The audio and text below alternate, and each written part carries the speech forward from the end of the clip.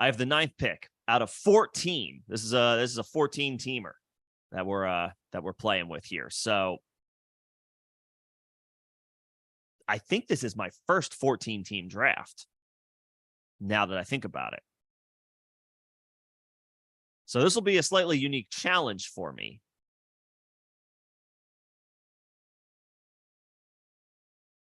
One that I'm very much looking forward to. I'm just setting up the stream for anybody who is seeing this now. Go ahead and skip ahead a couple of minutes, and this will start shortly.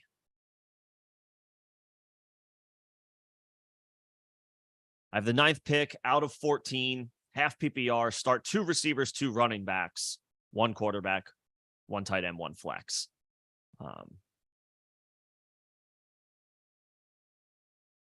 So I'm hoping for somebody like B. John to fall to me. I'm not sure that that'll happen, but in the time with a couple minutes to go before the draft, I can hope.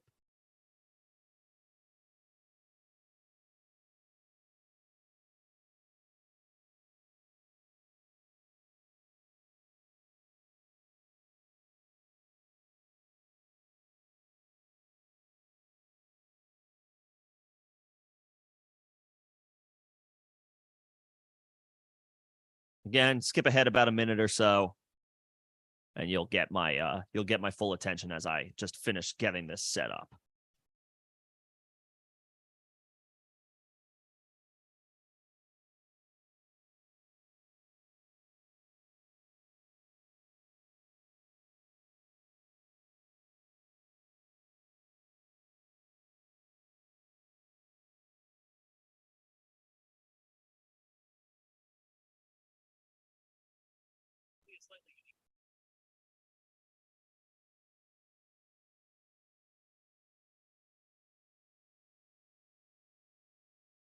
And I just need to get my screen shared. Well, I should let my Discord friends know that this is also happening.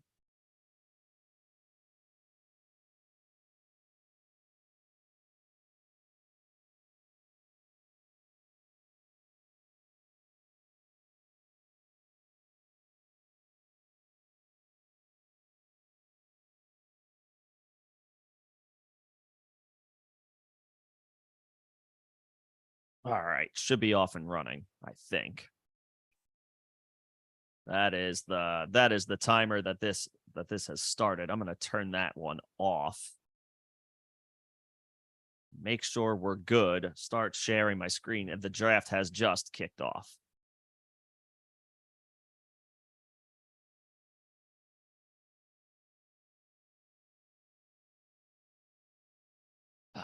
It would be easier if these could be scheduled in advance when I do these through Zoom, but they can't.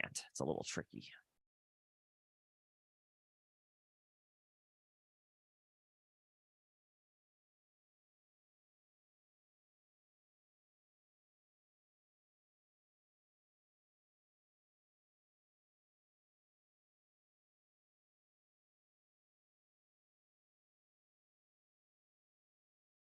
Share this.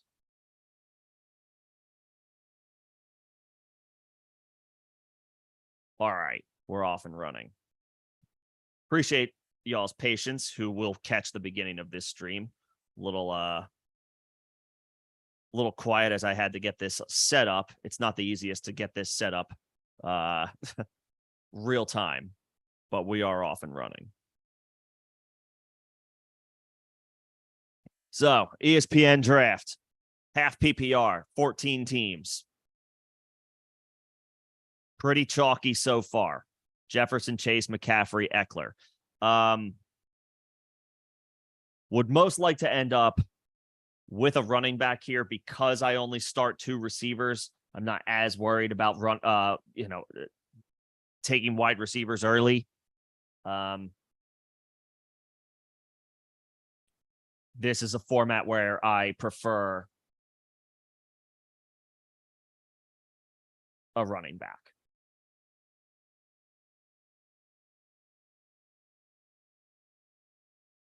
Again, pretty chalky thus far.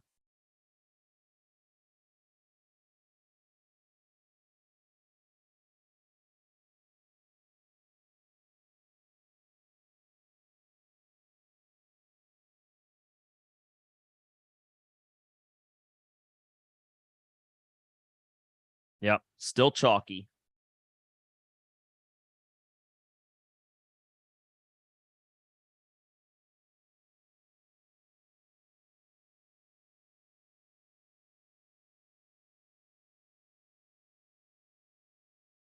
Jefferson, Chase, McCaffrey, Eckler, Hill, Kelsey. Yeah, I mean that sounds about right. So Bijan is ranked 8th overall. I pick 9th. I'm not going to sit here and hold my breath that he's available to me.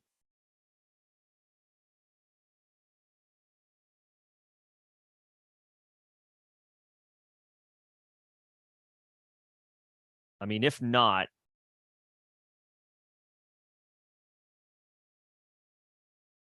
I could go Saquon Barkley. I could go as high as Derrick Henry. I don't think I'm going. I'm not sure that I'm willing to climb that high on Henry. Where is his ADP? Oh, it's at 10. Okay. So yeah, I mean, I would put him around 12 or 13 in season long half PPR rankings.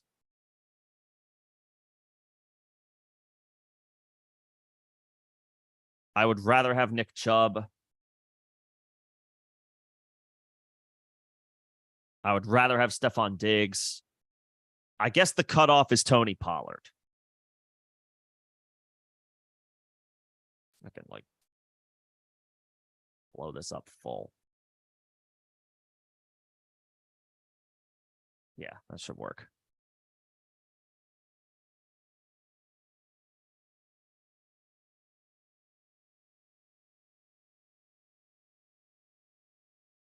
And I am running this stream a little earlier than I usually do.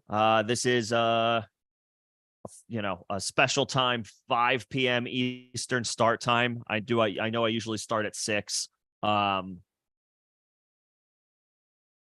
this draft was kicking off at this time, and I wanted to make sure I got a chance to live stream it, considering that it was close enough to the regular start time. All right, I'm on the clock here.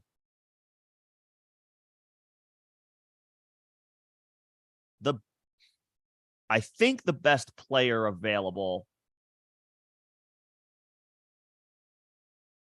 It's either I could go Nick Chubb here. I could reach down a little bit because I wouldn't get him at pick. I wouldn't get him at my second round pick. I did already take. I have a share of Saquon Barkley in another redraft league. That one was a live draft done on Sunday. I got him at 12. I actually think I prefer Nick Chubb, not just to Derrick Henry, but also to Saquon Barkley. Especially when I don't have too many significant shares of Nick Chubb. When you consider what is behind him in that backfield, they just traded for Pierre Strong from the Patriots. Nick Chubb could be in line for a massive, massive workload this season on what should be a better offense with a Deshaun Watson who got in 6 games last year, has had a normal offseason this year. Like if he's ever going to reach the ceilings that he hit while with the Texans, the time is now. That offense could be better. Regardless, Nick Chubb is one of the best players in the league, maybe the best pure running back in the NFL. I don't have too many shares of him. Let's go ahead. I think I have him ranked a little bit higher than this coming into the season. Than 14. I'm going to take him.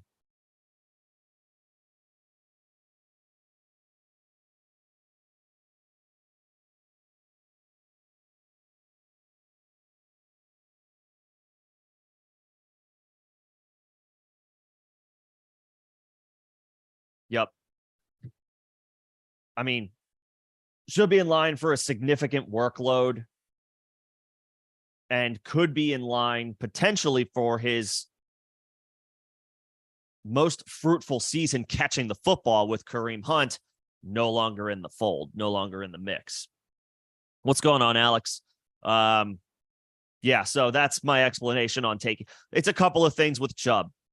One, maybe a little selfishly, I don't have that many shares of Nick Chubb. I don't have, I have some shares, but he's not somebody that I have a significant investment in. And it felt like an appropriate time to diversify, to invest in something slightly different. And in this in this league specifically, I only start 2 receivers, not 3. So running back is more valuable to me in this format. Getting a stud wide receiver is still a priority and absolutely something I should be able to do with my second pick. But there's not a need, a literal requirement to fill that third receiver spot each week in this league like it is in best ball or other mostly default formats. I think at this point, start 3 receivers. This is not the case in this league. You only start 2. So to me, with such a wealth of options, like such a diversity of options, you know what I'm trying to say. There's a plethora of talent at the wide receiver position. It's much easier to fill those spots when you only start 2 players, when you only have to start 2 receivers. So I'm going to prioritize running back a little bit more here. I could have gone Saquon. I could have gone Derrick Henry. Nick Chubb is actually a guy I think I have ahead of both of those guys officially a week before the season, and somebody I prefer to have.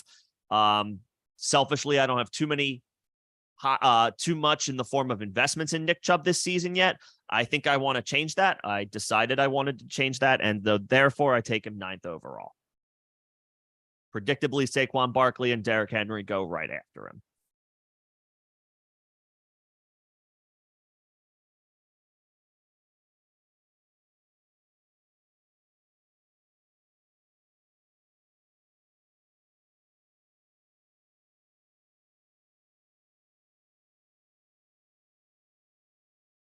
So this should be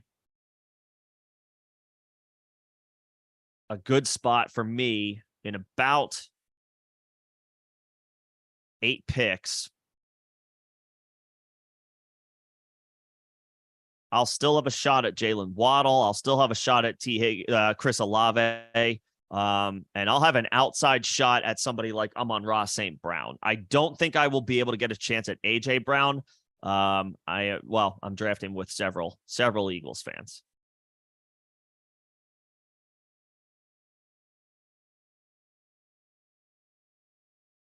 Pollard finishes off round 12. I like that pick a lot. I think that's a smart pick. Mahomes goes in the first round. This is a 1 quarterback league. This is not a super flex league. So you're going to see people do this sometimes in redraft format, in redraft leagues. You're going to see people take quarterbacks early. I was at a live draft over the weekend, 12-teamer. I saw Mahomes go 11th overall. You see this in redraft leagues. People do this. Cameron, yes, the answer is yes. I would have taken Bijan if he had fallen to me there. I believe I have Bijan as my RB2 on the season. I declared it when I did some rankings back in July. I called Bijan my RB2 on the season over Austin Eckler. I think I'm sticking with that. I would have taken Bijan. So if I'm taking Bijan over Eckler, then I'm taking Bijan over Nick Chubb among the rest of the running backs not named Christian McCaffrey. And what's going on, Mega Brick? Good to see you. Yeah, I mean, so pretty chalky at this point. I'm up in 3 picks. I mean, I'll have my choice most likely between. There goes Josh Allen. I have my choice of guys between Garrett Wilson and Amon-Ra St. Brown. So again, kind of in the same wavelength. So here's where I can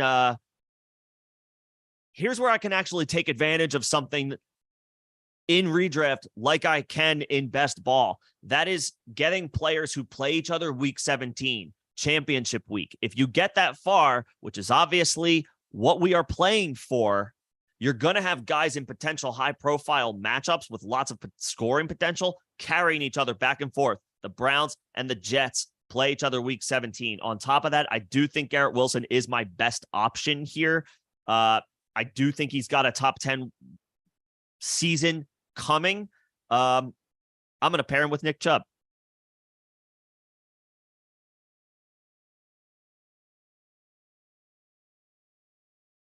And this is working out nicely for me. Garrett Wilson is another guy I have some shares of, but I don't have that many shares of him compared to some other guys in this range. So I'm excited to be able to change that. So far with this team entirely, Nick Chubb, Garrett Wilson, two guys I don't have huge exposure to this year, not because I didn't want it. The chips just rarely fell that way. So to be able to get both of these guys in a redraft league, that feels good. And again, they play each other week 17. Identify those week 17 matchups. Don't go totally out of your way in a redraft league, but if you can make it happen, without reaching too far, you're going to get players in the same matchup championship week on your team that are potentially, throwing haymakers at each other. What if Browns Jets in week 17 is a 28-24 contest? You're going to automatically assume Garrett Wilson and Nick Chubb each get a score in that game. So it's a fun little extra angle that you can take.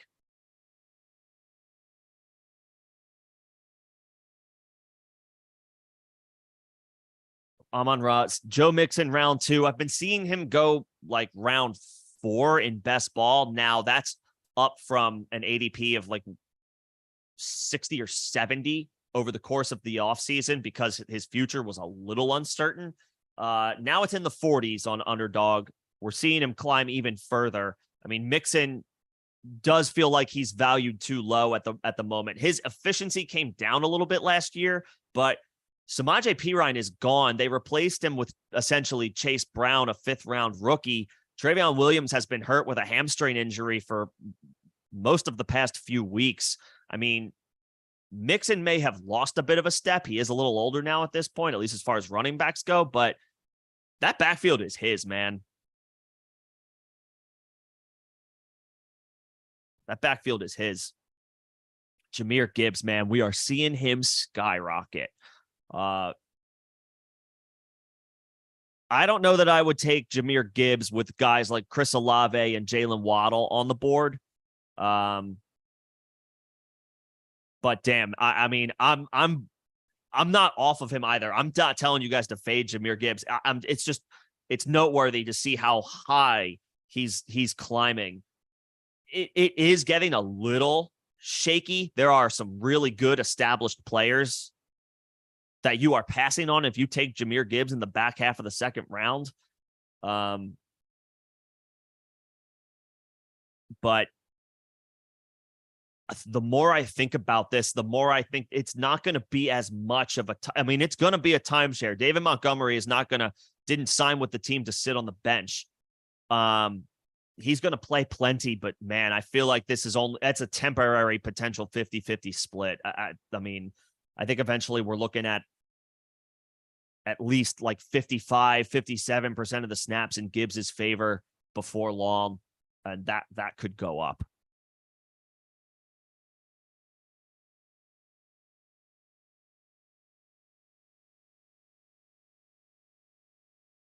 Of course, this is season-long redraft, so running backs in general, higher priority on them, right? They're just more they're more valuable in this format. You want to take more chances on them in this format, generally speaking, not at the expense of some great wide receiver play, but this league specifically, we only start 2 receivers. So you're going to see good wide receiver talent fall down the board in favor of lesser options at running back.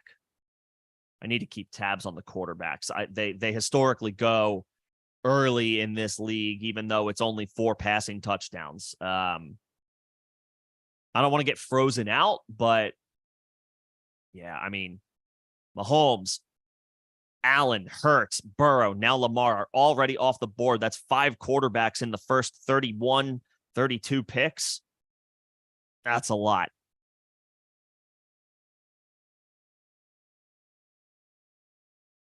That's a lot. Yeah, I mean, there's good wide receivers on the board. I would not have. I mean, God damn! Don't let Chris Olave fall to me. I put it out there, so now it's not going to happen. But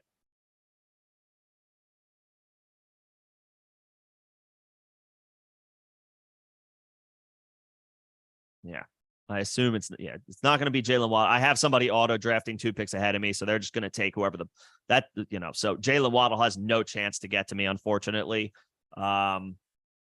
If I want Chris Olave, if Jalen Waddle's gone by that auto draft, I need at least T. Higgins on top of him, because I'm going to assume right now that I'm not getting T. Higgins either.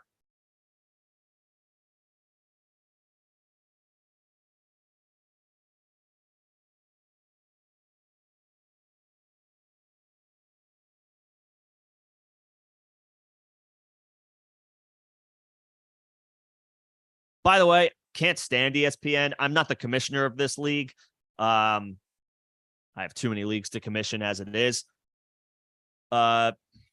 This is where we landed. I'm not going to be a controversy. This is my like 4th or 5th league out of 6. So I'm not like as concerned about this one. I mean, I care about it. It's still something that's important to me. These are people I know and like, oh man, come on.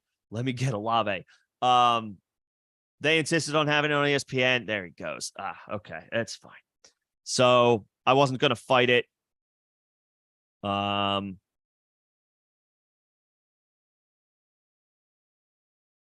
now I don't know what to do.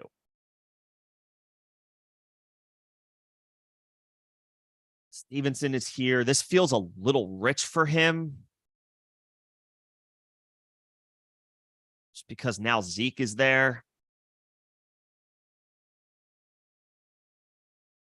I could go Breece Hall and just like go full Jets. I don't know if I want that much. I don't know if I want that much investment in one offense here.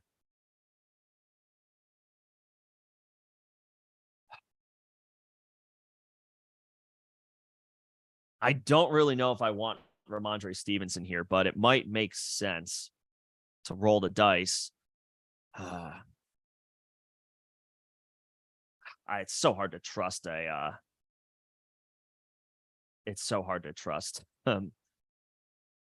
Patriots running back.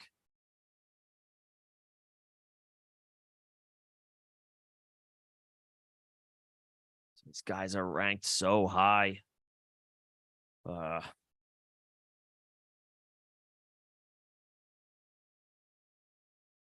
Should I continue to take guys I like don't have, super high investments in?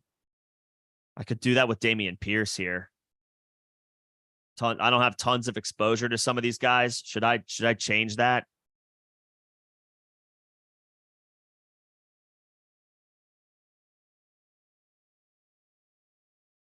I'll change it. I'll change it. I'm going to go running back. I'm going to go with a running back, maybe a little earlier than I would normally like to, but he's at the top of these rankings. He's a guy that I don't have a ton of exposure to, although I do think is going to have a good season. I did that because I'm kind of thinking that there's a guy down here that I can still get with my next pick, who I would also have been happy taking with my 3rd pick. So let me just grab Pierce there. I'm going to load up. The wide receiver values are wild in here. Like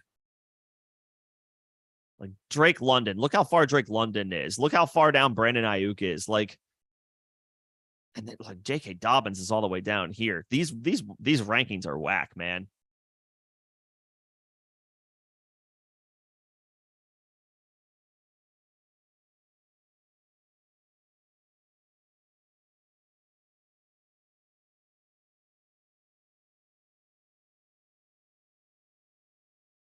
We'll go ahead and continue to let this play out.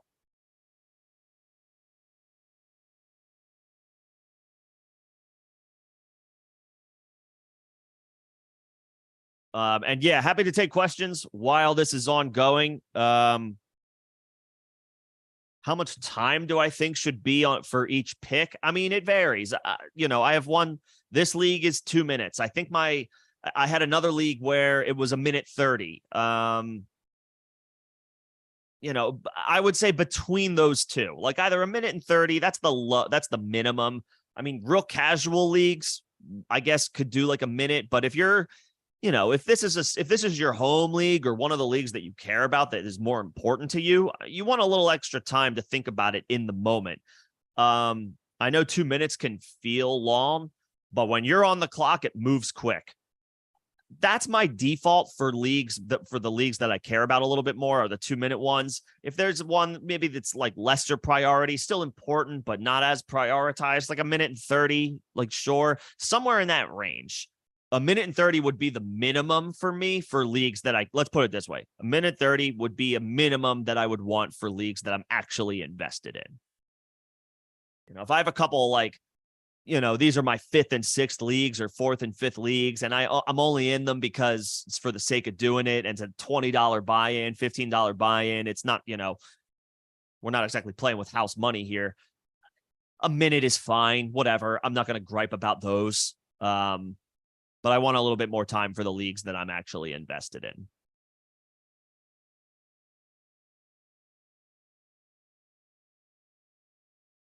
Brandy, I saw that. Good call out. Yeah, I mean, be careful with Cooper Kupp, guys. I would say he's a full fade at this point. As you want to believe in a guy like Cooper Kupp. He's been unbelievable. He literally made history a couple of years ago, but he's an older guy who picked up an injury. He's had a setback with a soft tissue injury, with a hamstring injury. I was warming up to taking him,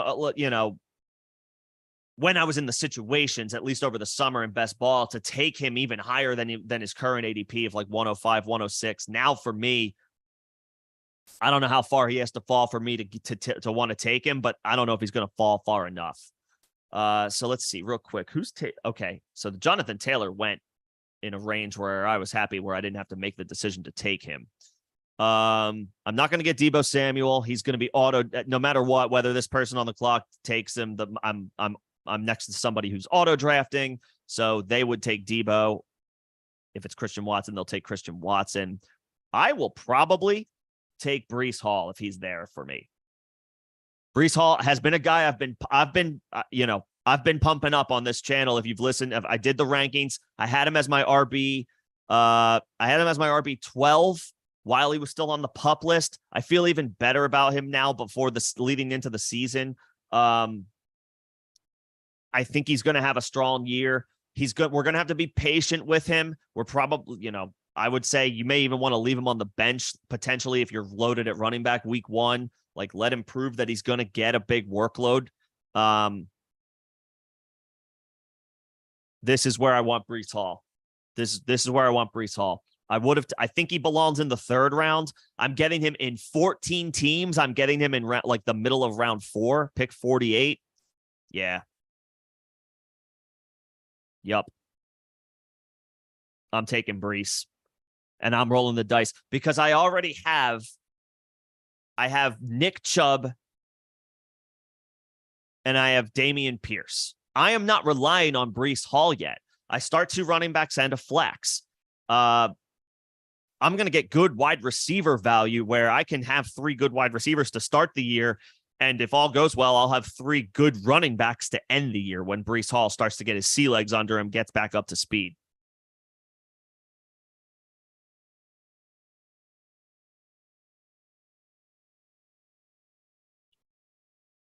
Week 7 is not going to be fun for me. Pierce, Wilson, Breece, all on bye, but we don't play worrying about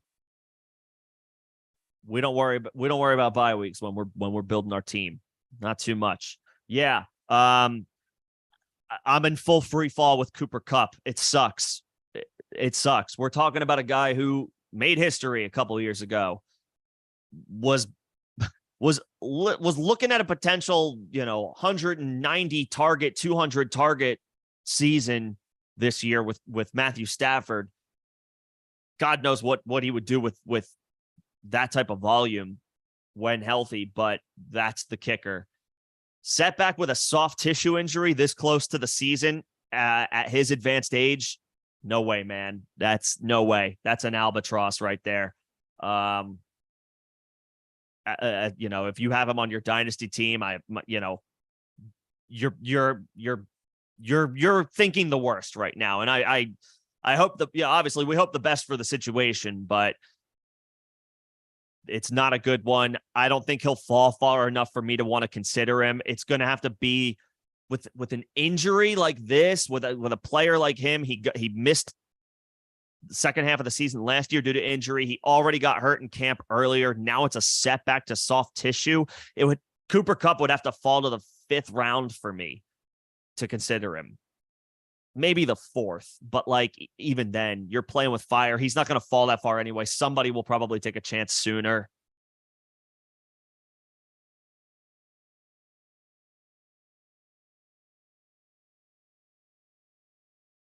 I don't think I can do it.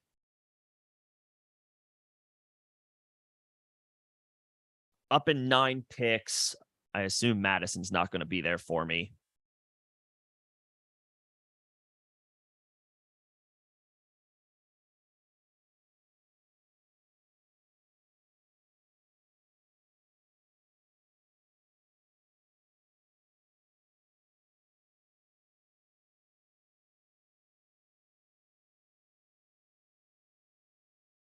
The guys I want to take right now, like based on these rankings, I mean, just look how far down.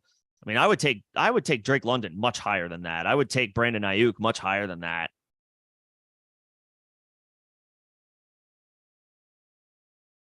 I'm probably taking Dotson a lot higher than 84 with Terry McLaurin's turf toe.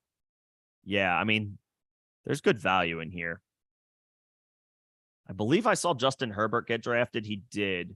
I don't think Trevor Lawrence has been drafted yet. I'm not gonna. There he is. People take quarterbacks early in this league. This could be a classic punt for me. And I'll just like stream matchups. I feel like teams in this league might hoard quarterbacks, though. Don't quote me on that. I feel like I remember last year I did the same thing where I was like, what, you guys are all taking quarterback way too early. I'm just gonna load up everywhere else. And then like I would want to stream quarterbacks, and my options were like the 29th and 30th best quarterbacks starting that week. It's like, why do all of you people have quarterbacks on your bench? So I probably need to dip in sooner than I actually want to. We'll see how these next few picks go.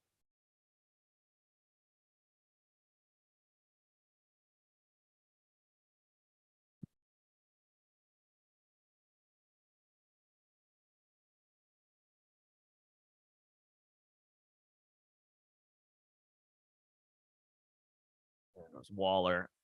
Curious to see what type of tight end I come away with. I would take Cam Akers as well. I have plenty of I have a huge exposure to Cam Akers. I'm not afraid to get more of that. Again, in redraft leagues, I'm gonna gravitate more likely to the running backs and just having strong running back depth. Another guy I could take a chance on, even though he's probably a guy I have to wait on, is Javonte Williams.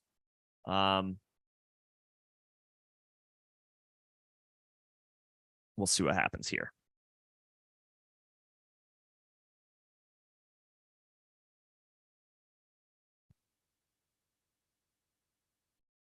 Tight ends going off the board. What's going on, Thomas? I did not. Between McCaffrey, Waddle, or Chase Jacobs, my preference would probably be in redraft. In best ball, I would call it a push. In redraft, I would take Chase and Jacobs, because I think Chase has wide receiver 1 overall upside. Not that McCaffrey doesn't have overall RB1 upside. He absolutely, he's the favorite for it, but I want Jacobs, he finishes the RB3 last year. He has top 6 or 7 upside at the position. I think he's closer to the overall RB1 conversation than Jalen Waddle is to the overall wide receiver 1 conversation, if that makes sense. So I would probably lean Chase and Jacobs to those 2 starts. I mean, they're both really good, but I would give the slight edge to the Chase side. Now that Burrow's back at practice, not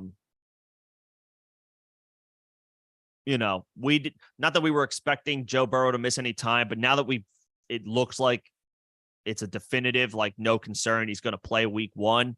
I mean, I want Jamar Chase.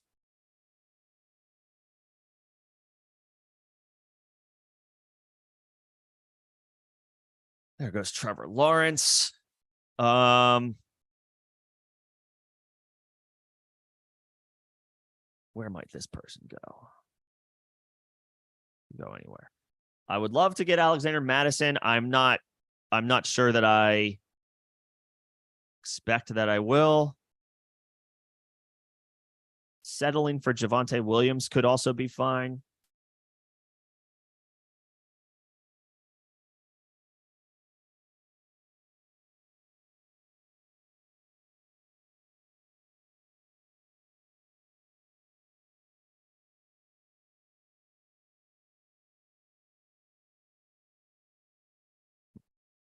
See what happens here.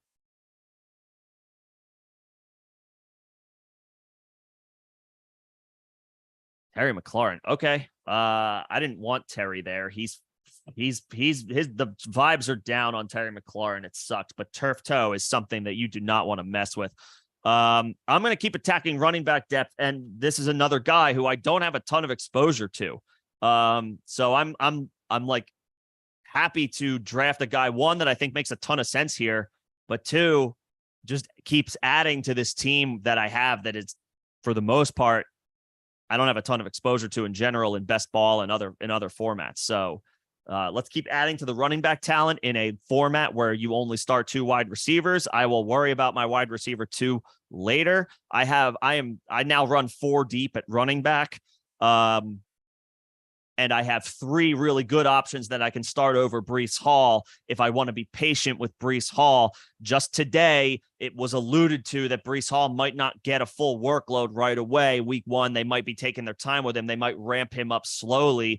Breece Hall might be a dude that you want to sit, that you want to leave on benches week 1 outside of, situations where you're thin at running back. If you've got the pieces, though, that aren't coming back from an injury that is going to likely lead to a load management situation, at least early on, you probably want to fire those guys up over Breece. The other development, of course, could the Vikings sign a veteran running back to complement Madison? To me, it's like, if they were going to do that, why don't they just, restructure Dalvin Cook?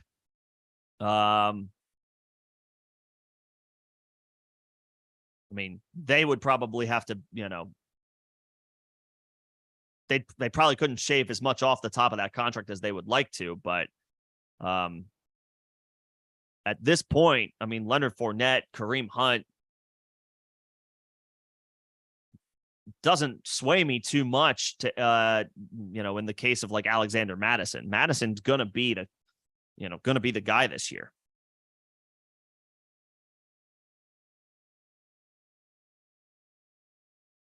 There goes London. And Ayuk. All right. So I miss out on a couple of good wide receivers.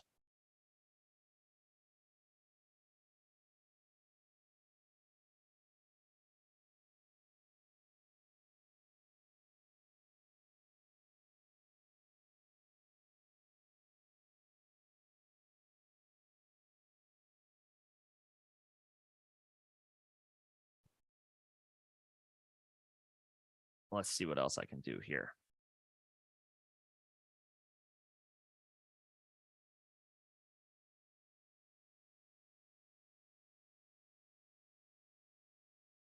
I'm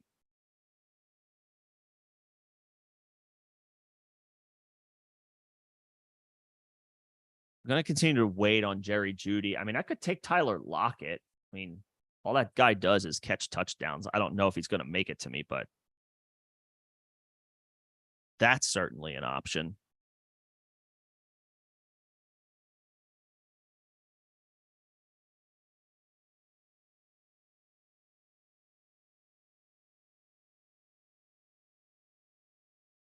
Brian Robinson went 5th. Stock is rising, I suppose. Looks like he's going to be the clear running back in that backfield. There's some interesting wide receiver depth I can take a shot on.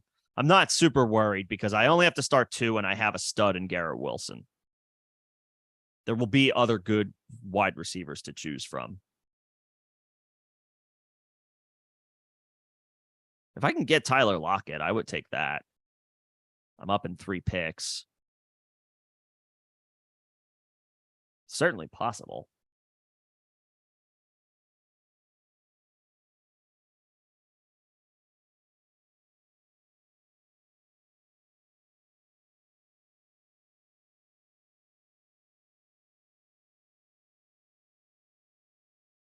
Kittle, that's fine. No, there goes Lockett. No. Ah. Huh. Damn it. Dare I just keep leaning into running backs and just take Javonte Williams? Man. There are so many picks between this pick and my next pick. I still only have 1 wide receiver. I could take a quarterback here. I could take Deshaun Watson. I have Nick Chubb. It's not a stack, but it is the same offense. Quarterbacks go early in this league. So again, it's not one that I'm absolutely crazy about forcing, but I mean, who are the quarterbacks that are left? In season long, you really want to be careful. Yeah, I mean, there's a drop off as far as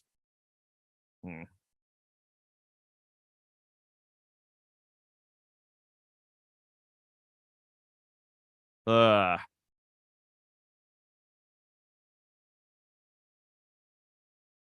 right. I'm gonna take him. I'll get a quarterback. It's earlier than I actually want to take a quarterback, but I know that this league takes quarterbacks pretty early. 1,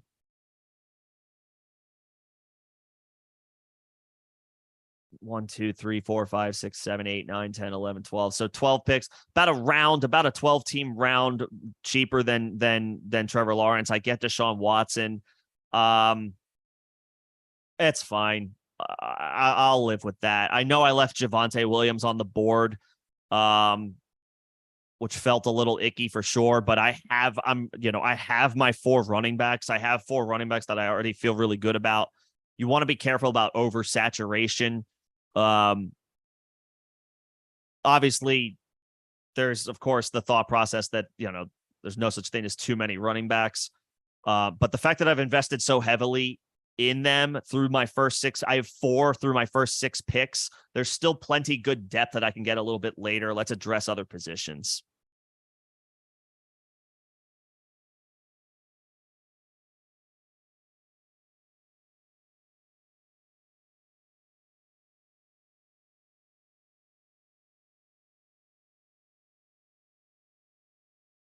So I'm looking at this range. I could take Jordan Addison. I could take Zay Flowers. I don't know that I feel great about either as a regular wide receiver 2, but in redraft where I only have to start 2 wide receivers, I'm not overly concerned about that wide receiver 2 spot.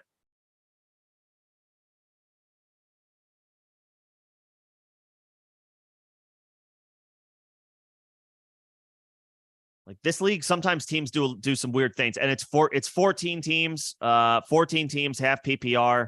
So these are some that it's a bit more of a challenge having those 2 other teams to account for.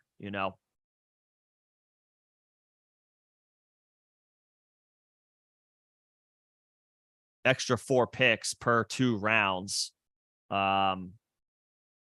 That's a lot of talent that gets dried up.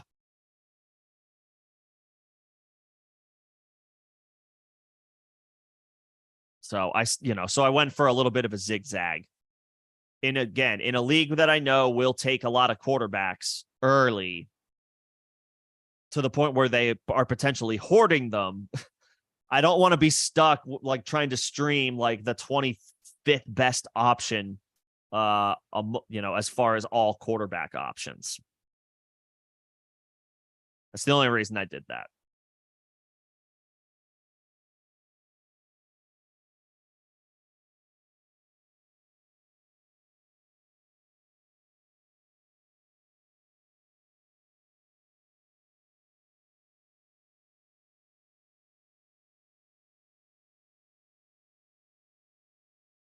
More running backs taken. Again, I have 4. I have Chubb, I have Pierce, I have Breece Hall, and I have Madison.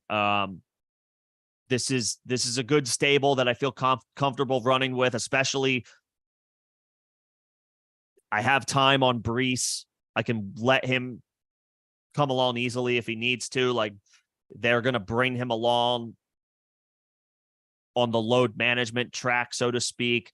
We'll ease him in. Dalvin Cook will probably get the lion's share of work to start the season. At least I would say for the first month or so. Cook maybe gets, I don't know, let's just arbitrarily say 60% of the touches. And then I would think that as Breece regains strength in the knee, gets back to football activities regularly and not so much injury rehab, the pendulum will swing in Breece's favor by the second half of the season. See, like, Tua's going round 6. I mean,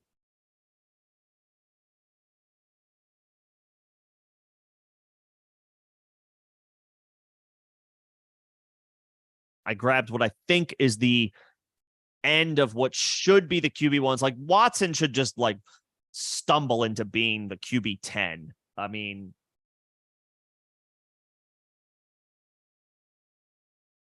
I don't think he can. Something ridiculously catastrophic would have to happen for Deshaun Watson to fall out of the top 12 QB ranking. So in a league where I wouldn't normally do this, but in a league where I know that these teams, these folks take quarterbacks higher than average, I decided I want to just go ahead and grab one.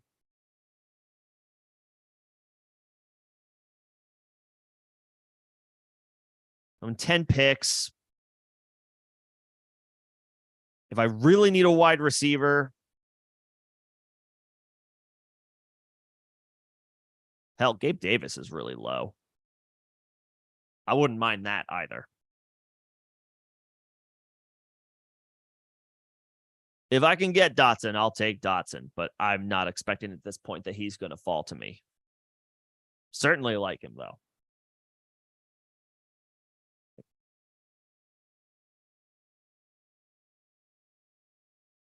Stock is very high right now on him.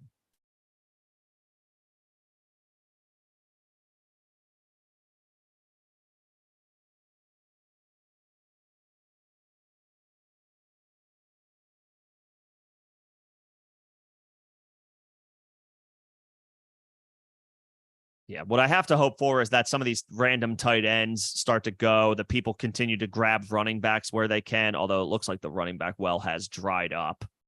By the way, if anybody missed it, Jeff Wilson went on IR earlier today, so Raheem Mostert, stock up on him.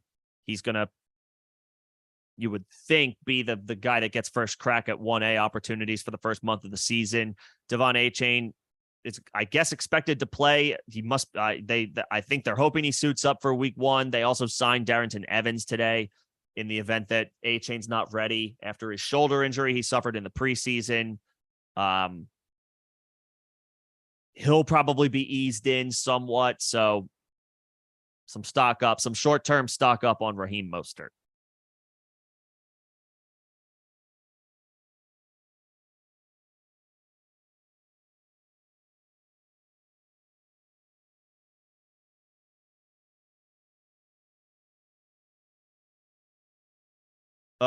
Just taking a look at some questions in the chat. I would prefer Christian Watson to Mike Williams, Felipe. Justin Tucker, round 7. Come on now. See, this, like, sometimes weird things happen in these drafts. You have to almost do things that you don't feel like you want to do at the time, but you'll be thanking yourself for in season. Like grabbing a quarterback a little earlier than you would in a more competitive league. I prefer Christian Watson slightly to Mike Williams. They're in the same tier. Watson should be his team's wide receiver 1. And the vibes are good right now with Jordan Love. So I'll take Christian Watson slightly over Mike Williams. It's close. They're close, but I'll take Christian Watson. And then as far as Keenan Allen or T. Higgins, I mean, I think Higgins is objectively, like, at least right now, like just a better player than Keenan Allen. 2 great quarterbacks. Higgins, I think, is like a pseudo wide. I know Jamar Chase is the wide receiver one. T. Higgins would be a wide receiver one for most other teams. If he wasn't on the Bengals. I think I lean T. T from a talent perspective. T over Keenan Allen from a talent perspective. Watson over Mike Williams from the perspective of, I think Watson, they're in the same tier. Watson is his team's wide receiver one. Mike Williams should be his team's wide receiver one some weeks, but not every week.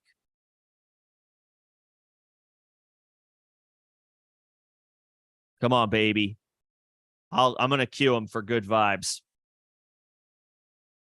I hope I get him. I'm going to get a good wide receiver here regardless. See, teams, they take their tight ends, quarterbacks, and kick at Justin Tucker went in the 7th round. Like sometimes people, they do stuff that you're like, there's no way they're going to do that, but then they do it. There goes Kirky. What's this person going to do? This guy needs a tight end. He should take Evan Ingram.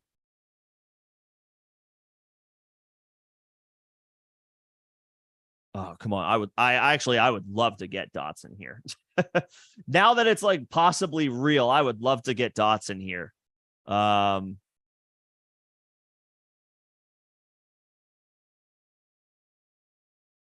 on, baby. One more pick. Take Pittman, Cooks, Smith and Jigba. He looks great right here. Come on.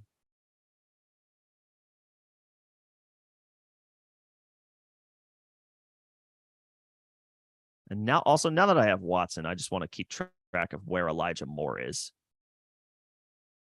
Cue him. His ADP is 120. Don't need to do that now. What I do think is I think this is my backup plan if I don't get Dotson here. I think Sky Moore is my backup plan. Another guy I don't have a ton of shares of, but would love to have some more of. Nanner likes Jahan Dotson. Hey, what's not to like? Guy was as a rookie, he was with bad quarterback play. Guy was at least a walking spike week in best ball.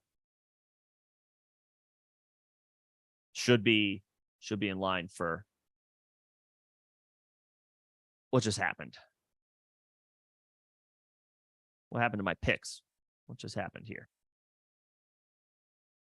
Why did the picks just reset?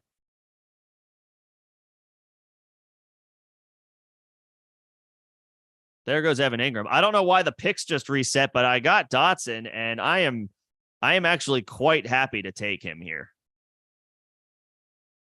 Yeah, I mean, the stock is up on him. I mean, I love Terry McLaurin, but I mean, he picked up turf toe in a meaningless preseason game. Thanks for nothing, Ron Rivera. I mean, now Dotson, if Terry can't go week 1, Dotson's going to have easy top 20 upside for week 1.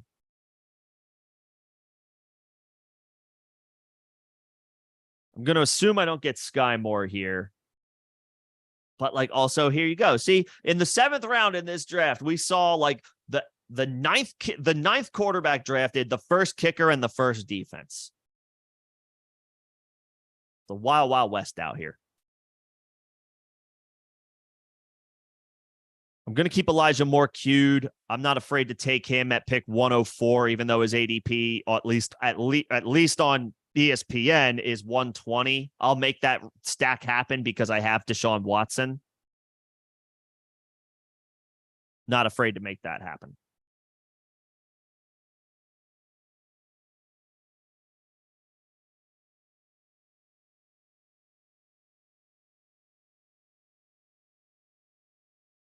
I'm looking at somebody else's roster. Let's take a look at mine. All right. Through 7 picks in a slightly weird draft that has already seen a defense, a kicker, and like 9 quarterbacks go through the first 7 rounds.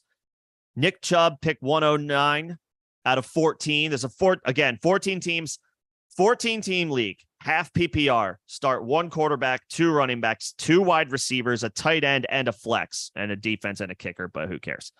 From the 109, Nick Chubb. 2nd round pick was Garrett Wilson. They play each other week 17. That's championship week. I like that potential correlation for them kind of working off of each other. Points scored for the Jets means the Browns have to be aggressive. Nick Chubb, Garrett Wilson. You get the idea.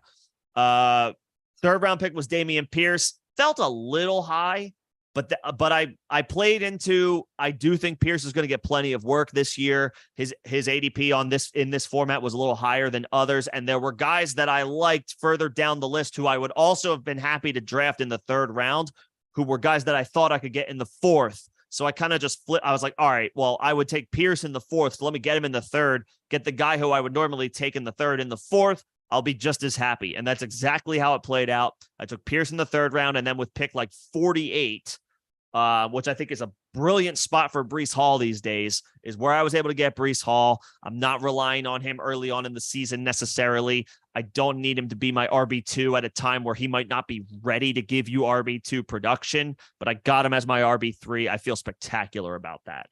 I'm up already in a couple of picks. Pittman, Cooks, Njoku, Williams, Gabe Davis, Smith, and Jigba. I'm going to get this. I'm going to get the guy that I would have been happy to take with my last pick.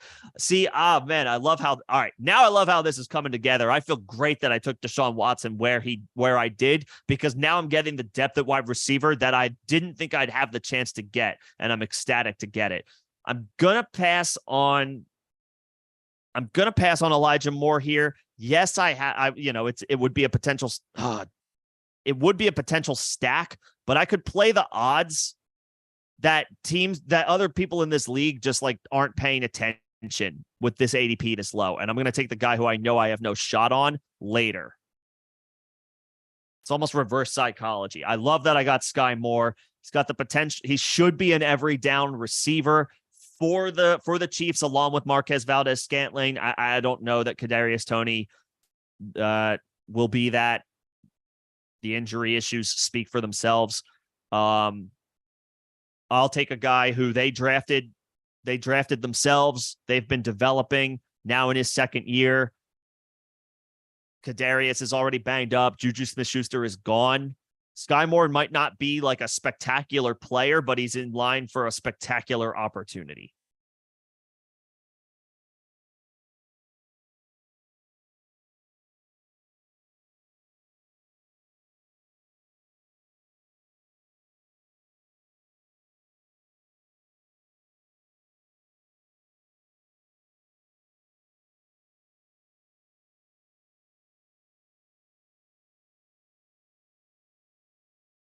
And in the fifth round, I grabbed Alexander Madison. I think that's a great spot for him in redraft.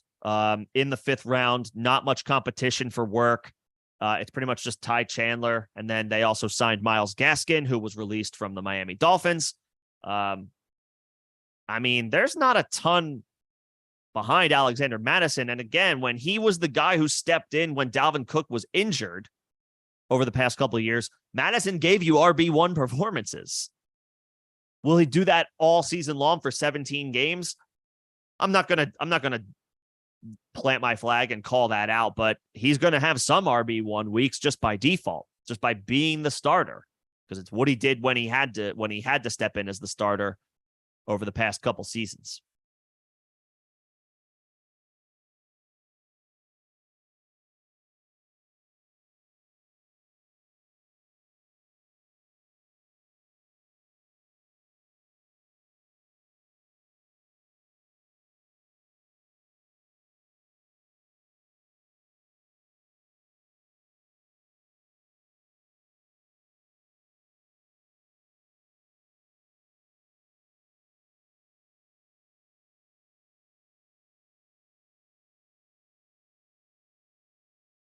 So I have 6 picks to make.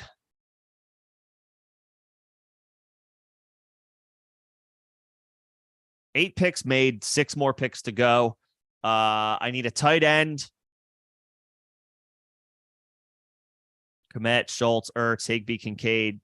Okay, so I'm gonna be streaming tight ends in this league, as it turns out. Defense, kicker, whatever. At this point, I'm most concerned with getting some more running back, wide receiver depth. Again, this league is a little weird with how they hoard quarterbacks, so I may take a QB2, even though I never really want to do that. But in this specific league, and again, this is when I preach to you guys, or not preach, when I tell you guys, when you're asking for advice as far as what to do in your draft, you guys know your league mates better than I do. Play to the knowledge that you have gained over the years as far as what you expect them to do before they actually do it. It'll set you up in a much better spot. I know personally in this league, teams hoard quarterbacks more than your average one quarterback league. So in certain, specific times in certain areas, having two quarterbacks in a one quarterback league is not a bad strategy because you're protecting yourself from other league mates who just put such a premium on having quarterbacks on their roster. So you guard yourself from any potential issues for bye weeks or worse yet, injuries.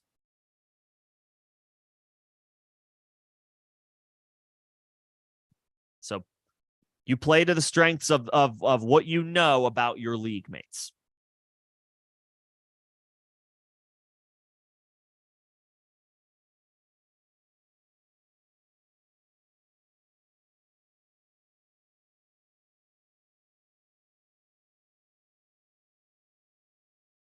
Okay, like another kicker going in the 8th round. All right. Yeah, but like we're already at, Daniel Jones has gone round 8. I mean, Anthony Richardson is going to get drafted in this league. Geno Smith is going to get drafted in this league. Russ, Kenny Pickett, these guys are all going to get drafted in this league. Like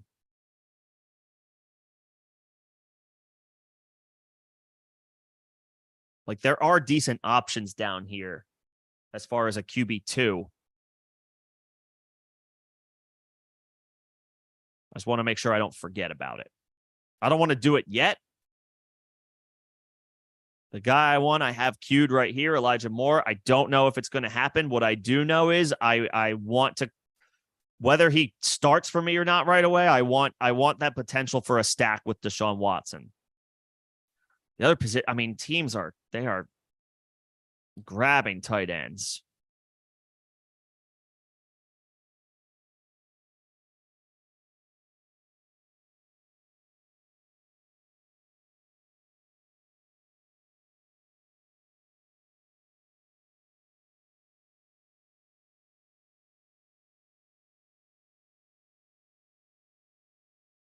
Would I trade Chubb and Olave for McCaffrey and Amari Cooper? No, I would not make that trade. I would rather have Chubb and Olave. McCaffrey and Chubb are both in redraft, are both first-round picks. For me, in redraft, Olave is a late second, early third-round pick, and Amari Cooper is closer to the 4th round. He's higher than that in best ball, but to me, the gap between Olave and Amari Cooper is wider than the gap between McCaffrey and Chubb. So I'd rather have Chubb and Olave.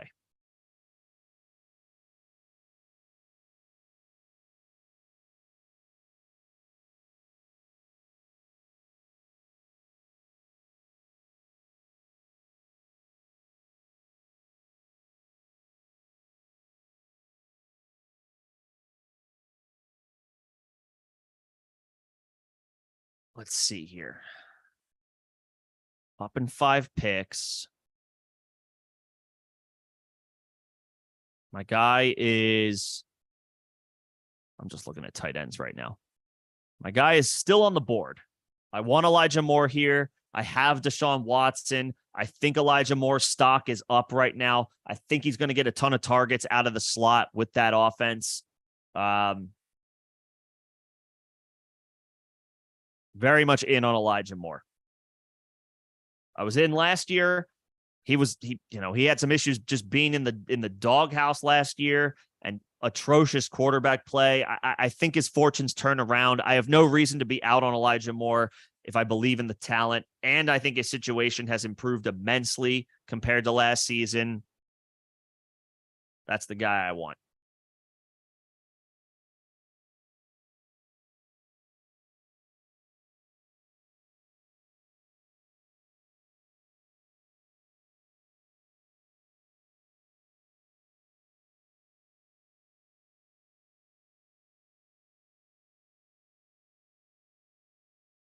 So I just need to wait 5 more picks.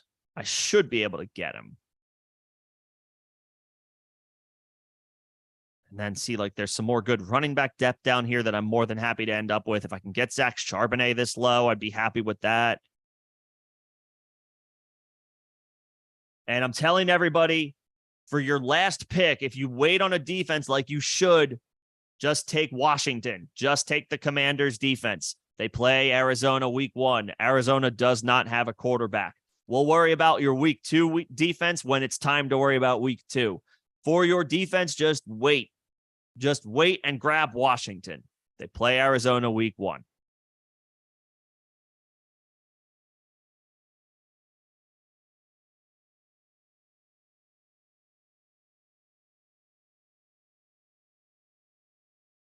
Yeah. Take Washington with your last pick. It can be your last pick. Nobody's looking at Washington's defense right now. But they play Arizona week 1. Just play that matchup.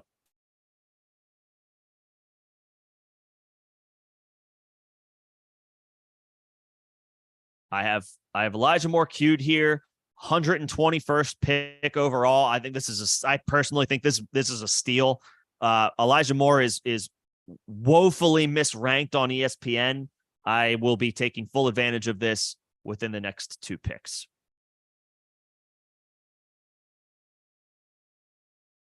As long as somebody doesn't snipe me. Raheem Mostert in the 9th round. I mean, at this point where running back depth starts to get thin, I think that's a decent pick. This is a weird draft. You're going to see running backs go significantly higher in redraft than you do if you play, say, best ball, or especially this type of league. I only have to start 2 wide receivers, not 3. You're going to see running backs go higher than you normally would. So Raheem Mostert in the 9th round, especially given the news that Jeff Wilson's going to miss the first 4 games of the season, it makes sense.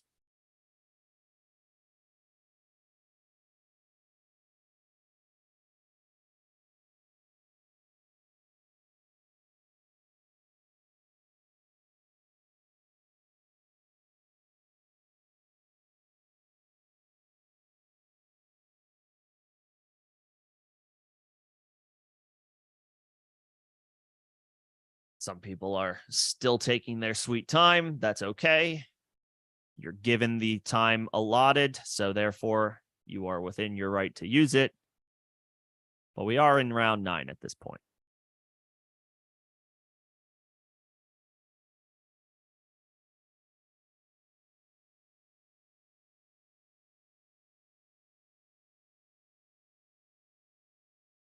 Okay. So actually that's not. I mean, I don't hate that. Given where all of these tight ends are getting drafted, I don't hate Kincaid right there.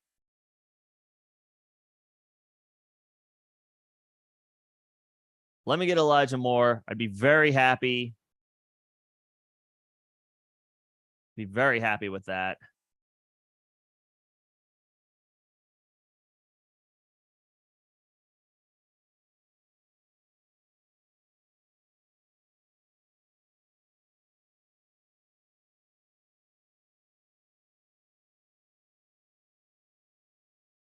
Some other I also need to keep an eye on some options for tight end before that completely dries up. Is there anybody who's like misranked here? It does not look like it. All right. So my options are like Dalton Schultz, Chigakonkwo, Gerald Everett. And that's about like where I think I want to stop my search for a tight end.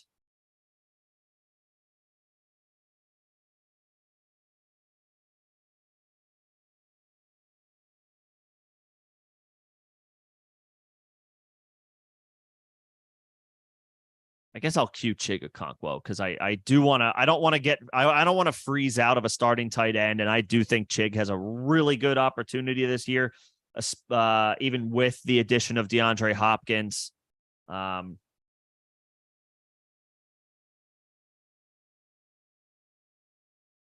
think he was second in tight ends in yards per route run last year, only behind Travis Kelce. First, I'm going to draft Elijah Moore.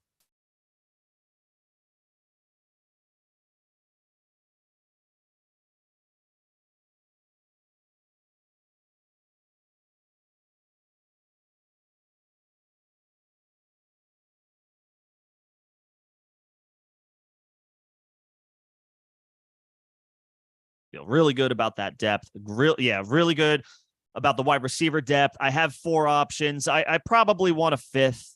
Even though I only start 2, because we do still have the flex, and I will be protecting against having taken Breece Hall in the 4th round, at least for the first couple of weeks of the season. So need another running back, need another wide receiver just to account for the flex.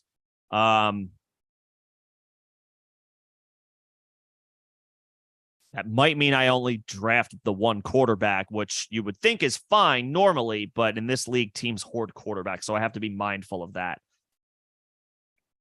As far as the Ravens defense or the Washington defense, it's a great matchup for the Ravens at home against a rookie.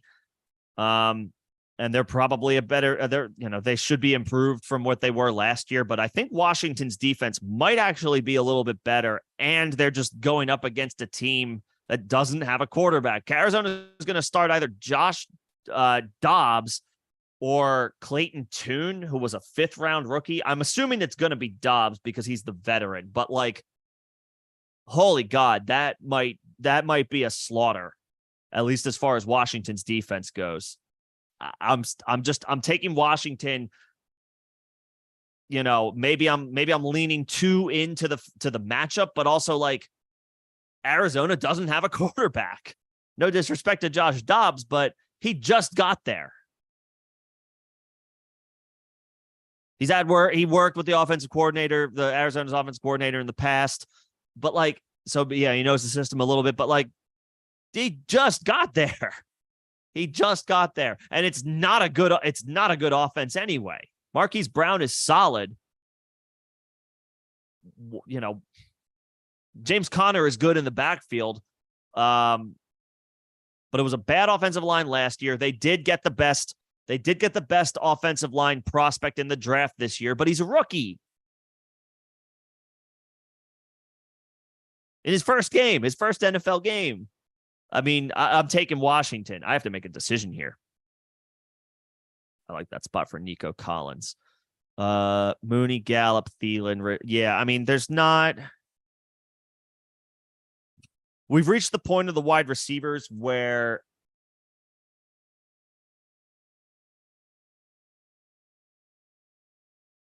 there's still some good depth here.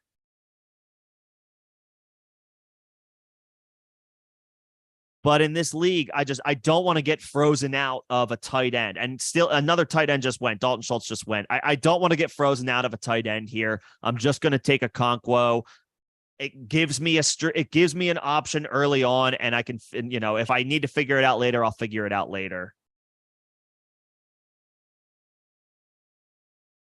Again, it's a classic example. Your league mates better than I do, better than anybody in the chat does. Your league mates best. Their tendencies. What they're most likely to do from having drafted with them for years. So that might mean that you take a guy or a position sooner than you actually want to, but that if you don't, you're going to get completely squeezed out. And as a result, that pushes depth down the board that you're still happy with getting later than you normally would take them. But the way the cookie crumbles, it makes sense for you. Don't get squeezed out of a position to say like quarterback when people take 10 quarterbacks through 7 rounds, just grab one in the 6th before it's too late, just like an example like that. So with a tight end, like, I don't know if I necessarily want to take Okonkwo in the 10th round, but everybody else is taking 2 tight ends. So I'm just going to grab him. I'll still get good receiver and running back depth a little bit later.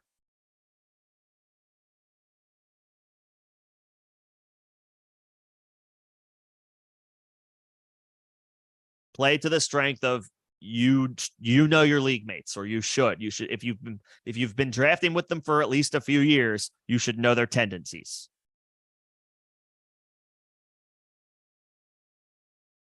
Leopards don't change their spots.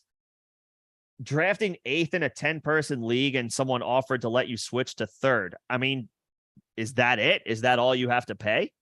Because if so, then yes, you'll get Jamar Chase. You could take Jamar Chase. Is it standard score? If it's standard scoring, then you can take Bijan, I guess.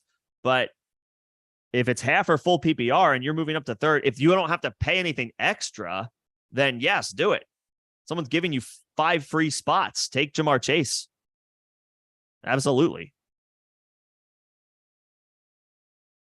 In the debate between Deion Jackson and Evan Hall, shameless plug, I do have a video on the channel if you want to check it out for like a little bit more of a deep dive. I think I just titled it "Who is Evan Hall?" And it's a backfield breakdown. It's a couple weeks old, but I think it aged okay.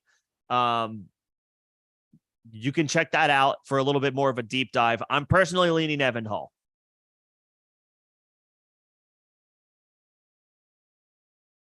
I'll take, I know rookies are a little bit more volatile potentially over guys who have actual NFL experience, but I'll take the upside of Evan Hall over what I know I have in Deion Jackson. Deion Jackson's been a little less than spectacular his first couple seasons in the league as an undrafted free agent.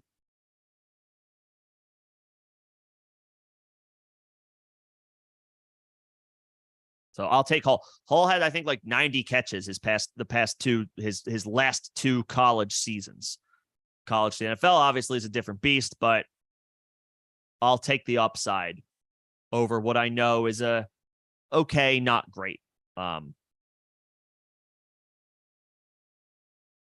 back.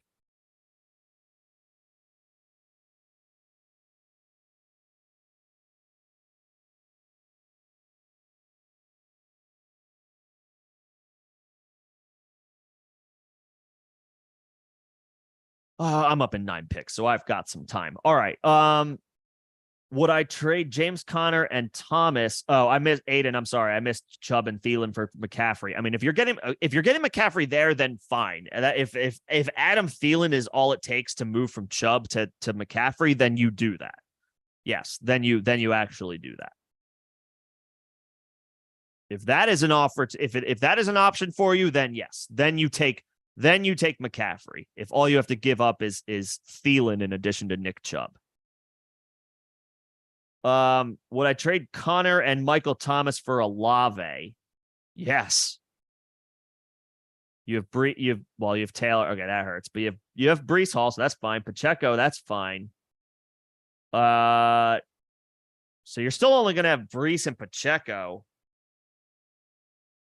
but that is a big upgrade. That's a big upgrade at wide receiver. Yeah, I would. You're gonna have to find another way to get another running back somewhere along the way. But yes, I would trade James Conner and Michael Thomas for Chris Olave in a vacuum. Yes, I would. Yes, I would do that. Just to follow up. If Jefferson and Chase are gone, then you'll just take McCaffrey.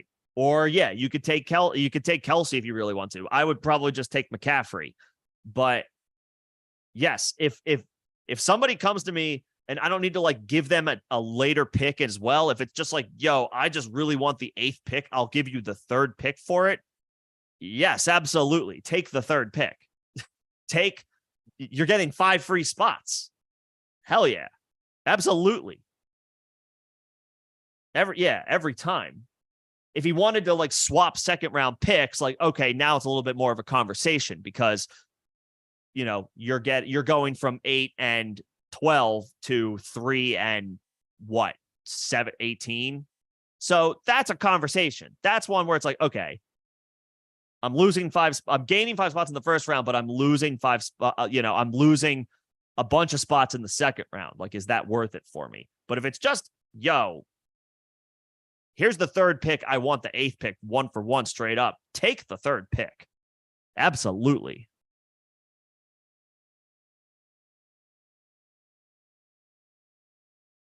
I'm up in 6 picks. What the hell do I want to do here, guys? I'm not taking a kicker and I'm not taking a defense because I refuse. Well, hell, I could just take Evan Hall. What round is it? It's the 11th round. I mean, I was singing Evan Hall's praises just a little bit ago. I could just put my money where my mouth is. What is this? No, not Gainwell.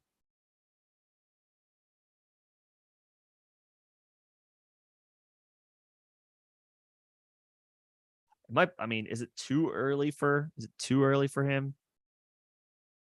What wide receivers are left? Do I have like Marvin Mims down here still? Probably, right? He's probably way down here. Yeah, he's all the way down there.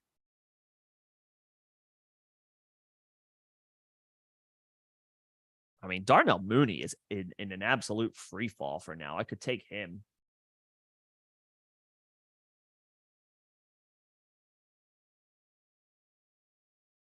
I mean, I don't necessarily need him.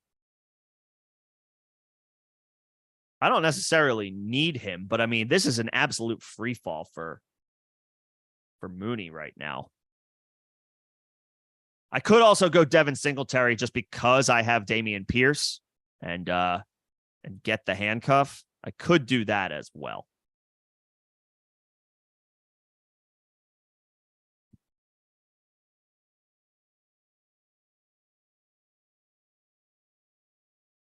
I just want to see how many people have 2 quarterbacks. I'm a little surprised. I don't see anybody with 2 quarterbacks yet. I would have surely thought I would have seen that by now. Okay. Well, they took their quarterbacks early, but they didn't double dip. Okay. So one person, that's me. One person, still only one person.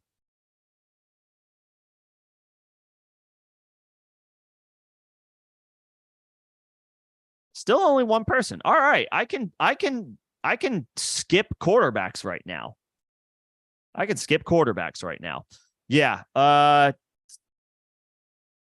don't want to get crazy here. I don't want to if someone wants to take Evan Hall, then I'll let them take him 150 picks in the draft. I'll take a more proven player here. Let everybody take these defenses and kickers.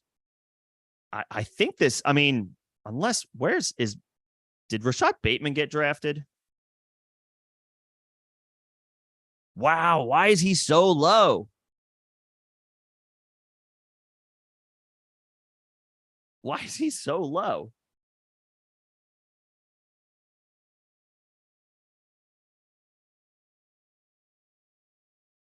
I don't know if I can let him. I mean, I don't know if I can let him go by like that. I mean, there's several people who are auto drafting, so they may not.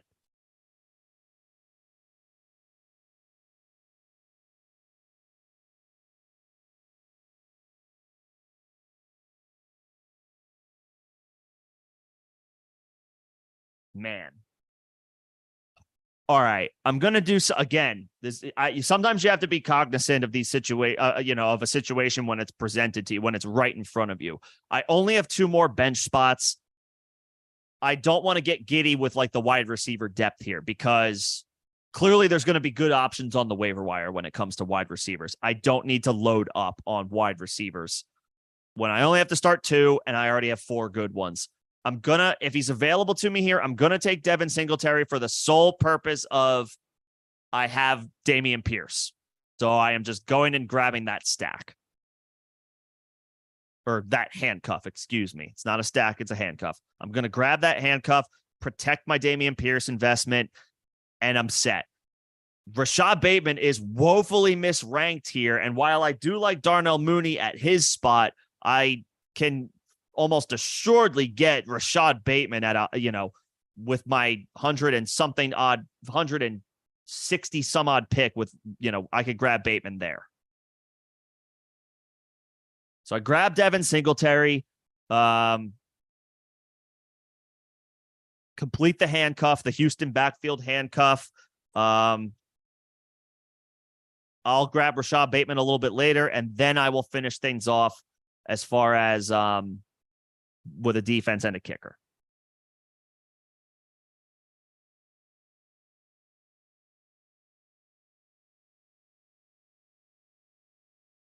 I think this is working out nicely. I really do. My thoughts on Samaje Perine, should be involved early. I know the vibes around Javonte Williams right now are spectacular. He's clearly the best player in the backfield when healthy. Feels like Javonte is going to have a larger role this year than anybody could have anticipated coming into the season. However, they gave some decent money to Samaje Perine as clearly an insurance policy for Javonte Williams because he's working his way back from such a significant injury. And he was the Bengals' third down back last year with Joe Mixon on the roster. Samaje Perine, if he gets some type of third down role, because, again, like Breece Hall, the Broncos are probably going to load manage Javonte Williams. That means at cost, Samaje Perine is some pretty good depth. He's not great by any advanced metric. He's not spectacular in that regard, but he'll get in there on third downs. He'll catch passes in a Sean Payton-led offense. Remember, when Sean Payton was in New Orleans, those backfields were perennially at the top of like fantasy football finishes each year. Those the backfield was always excellent. And it wasn't just Alvin Kamara being great. I mean, remember Pierre Thomas? There were some just dudes in the backfield that Sean Payton churned out excellent seasons with. Samaje Perine is now a beneficiary. I'm going to grab Rashad Bateman here, by the way. He is woefully misranked. He should not be this low in anybody's rankings. I'm going to go ahead and snatch him up.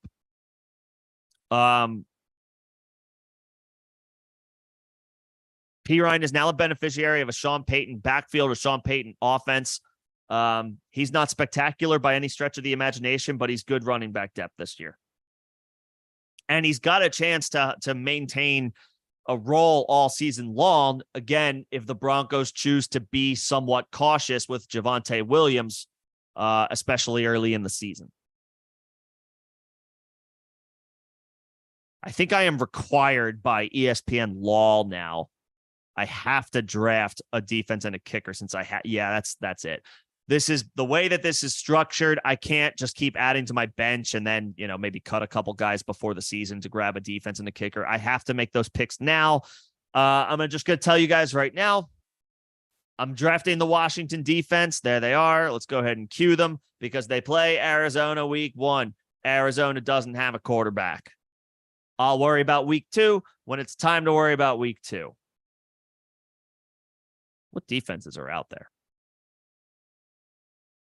See, Commanders are even, take the ESPN rankings with a grain of salt, but they are even higher. So I was asked about Baltimore or Washington earlier. Baltimore should be a good play at home, but Arizona doesn't have a quarterback. So I want Washington. I'm streaming the Washington Commanders everywhere week 1. Everywhere. Josh Dobbs just got there a couple days ago. As far as kickers, who the hell's left? Myers would be fine. Matt Gay would be fine. He got a big contract from Indianapolis. Yeah,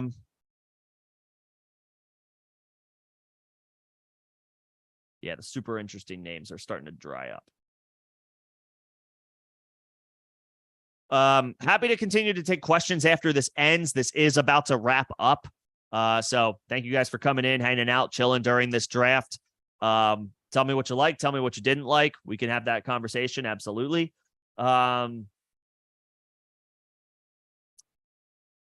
If not, I can take questions in the chat. If there are any, I can stick around for a bit. If anybody wants to talk shop on their team or a trade that you've got in the works, whatever have you, obviously with the season just a week away, those conversations are going to be happening again in fantasy leagues across the country and the world. Let's be honest. We're global now, baby. Happy to take questions. If there aren't any, We'll probably, shut this down soon, but just want to say thank you guys for coming in and hanging out during this draft. These are always fun. I do think they're good exercises, hopefully for you guys. It allows me to kind of regurgitate some thought processes that I have as I go through a draft. Obviously, no two drafts are the same, but there's a general thought process that I follow that I can kind of spell out for you guys real time, and hopefully it's helpful that way.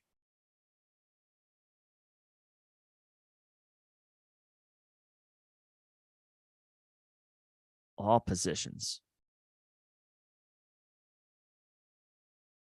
I guess I should probably take, if I can get either Myers or Matt Gay, I guess I should take one of those guys.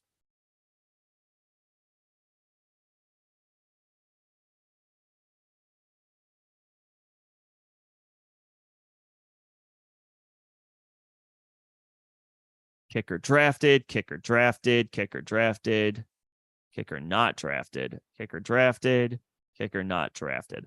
So of the 6 picks coming up, there are of the 6 picks who are ahead of me right now, there are 2 players who have not yet drafted a kicker. So they will be required, like me, to make that selection. Hopefully, at least one of them passes. These are the 2, I would say, obvious names that are left that are worth rolling into the season with, worth rolling the dice on.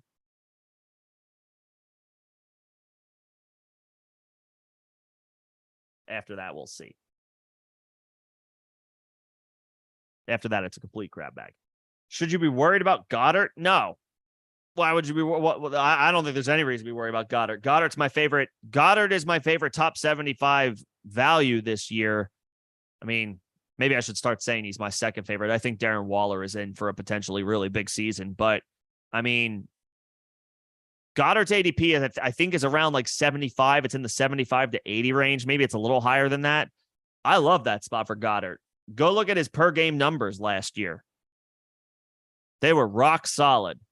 His finish just wasn't as good as it looked on paper because he missed 5 games due to injury. His per game production was awesome.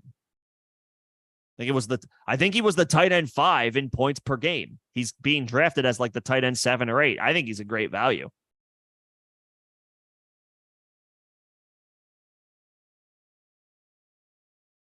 Alex, the answer is without question. Yeah. If you can get, for that collection of stuff, if you can get a first round pick and you're rebuilding, smash accept. 100% smash accept.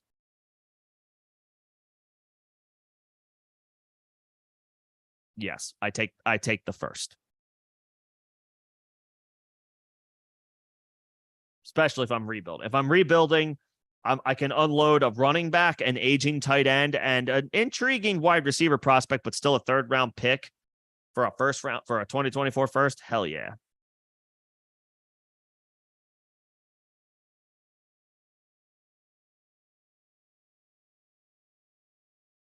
Absolutely. 8th and 3rd. Oh, so you do. Okay. So 3rd, 18th, and 23rd.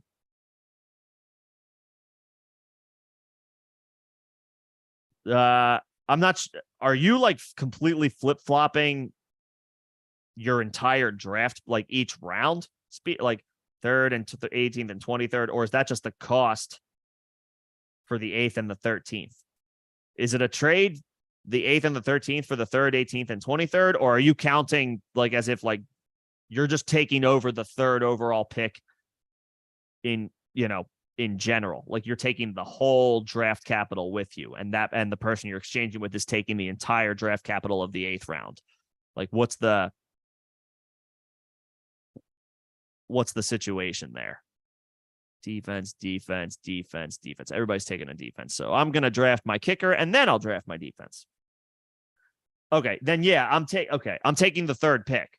I'll take those later picks.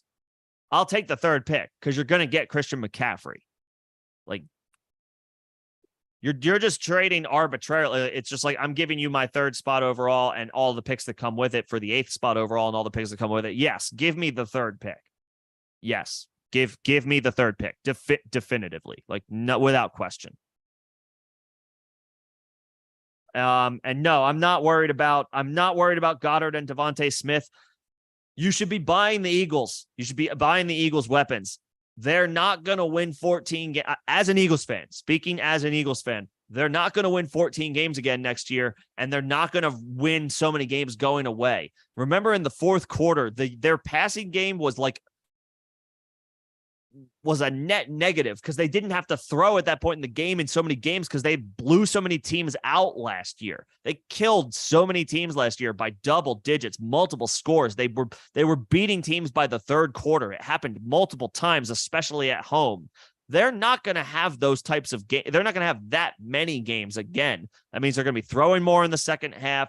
They're going to have the offense is going to have to keep their foot on the gas. I'm not worried about A.J. Brown, Devontae Smith, Dallas Goedert, or their volume. If you have both, fire up both. You'll be fine. You will be good.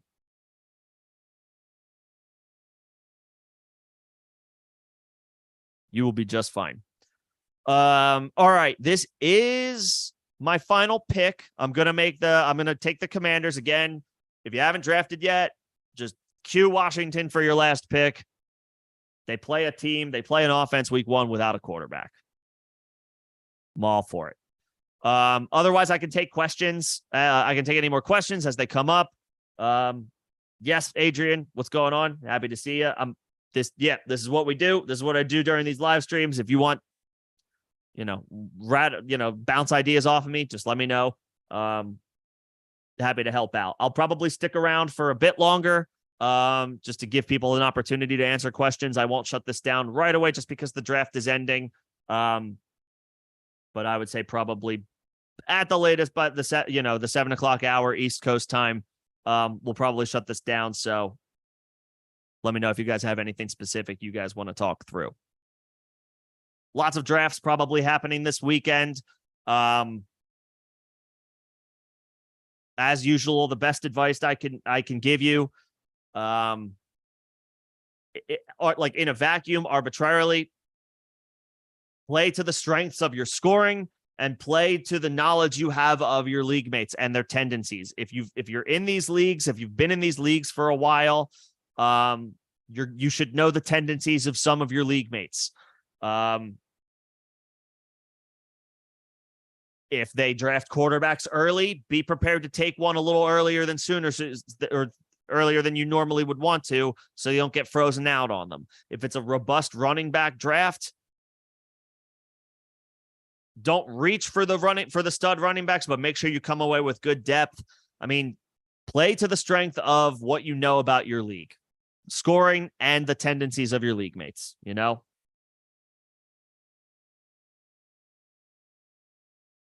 And that'll do it for my draft. Let's take a look at this guy. From the 109, Nick Chubb. This is again, for anybody else who missed it, 14 teams, half PPR, start 1 quarterback, 2 running backs, 2 wide receivers, a tight end, a flex, and then, of course, a defense and a kicker. In this league, I know for a fact teams take quarterbacks earlier than usual, and they take a lot of tight ends. So I grabbed Deshaun Watson a little earlier than I would want to, but I don't want to get frozen out on a good quarterback. I end up with Chigakonkwo, and I think in like the 10th round again, because I don't want to be picking between guys like, Taysom Hill and Ty Conklin as my tight end 1, because look, Taysom Hill was drafted in teams take lots of tight ends in this draft for whatever reason. 14 teams, half PPR. Only start 2 receivers. From the 9 spot, Nick Chubb, Garrett Wilson. I took Damian Pierce in the 3rd round. I love getting Breece Hall in the 4th. Continued to attack running back. I grabbed Alexander Madison in the 5th. I went hard. I grabbed running backs early and often because I only start 2 wide receivers and it's half PPR. If it's 3 wide receivers and it's full PPR, your strategy changes. You're going to attack wide receiver a little harder than I did in this draft. This half PPR, you only start 2 wide receivers. Give me that running back depth early and often. Madison in the 5th round, Deshaun Watson in the 6th round. I'm not crazy about taking quarterbacks that high, but I'm playing to the tendencies of my league mates. I'm making sure I'm not getting frozen out on a guy who I still think should sleepwalk into a low-end QB1 performance at least. Got my wide receiver 2 in round 7 with Jahan Dotson. ESPN's trying to tell me to go to my team. I'll do that later. Dotson round 7, Sky Moore round 8, Elijah Moore round 9. I completed my Texans backfield handcuff with Devin Singletary in round 10. Rashad Bateman is woefully misranked on ESPN, like 181 overall. I made sure to grab him.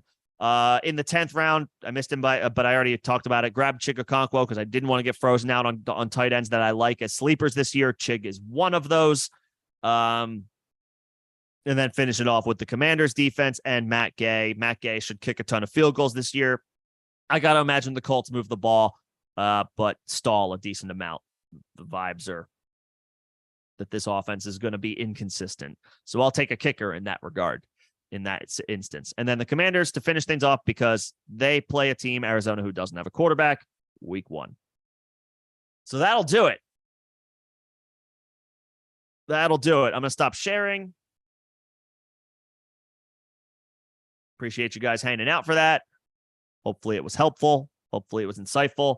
Now that this is over, or now that that's over, I can take a few more Q&A, or do a little bit more Q&A, and then that'll be that for the day. All right, let's see. I got everything up to Adrian's question. Yeah, the answer is yes. You have no. Yes, I would grab Raheem. I would probably grab Raheem Mostert, Adrian. You first of all, you don't roster 2 defenses. Just don't. You just roster one. Roster one that you feel good about. Either in general, the Eagles should be one of those, or when you're streaming, you stream on a week-to-week basis. You only need one defense for that. Yes, drop the Ravens for Raheem Mostert. A-Chain is enticing, but in the short term, with Jeff Wilson on IR and A-Chain dealing with the shoulder injury, I'll roster Mostert for now. As the vet, he's healthy for now. He's the one who's got the short-term upside, the short-term boost. I would grab Raheem Mostert. Yeah. Running backs are fine. Your running backs are fine. Grab Raheem Mostert for some extra depth. Drop the Ravens defense. The best time to trade away Chubb and Pollard, Alex. I guess this is the rebuild, right? Yeah. Okay, it's a rebuild in another league. Well, hey man, if you've already got 5 firsts this year, I mean, how old are these guys? I get the sentiment. You want to, okay, Chubb is 27. So he is it, yeah, and he'll be 28 this year. I mean, you want to be careful, right? Running backs are, I said this on Tuesday, running backs when the season starts are just a ticking time bomb. It's just a matter of you wish and hope for a clean bill of health for every single running back.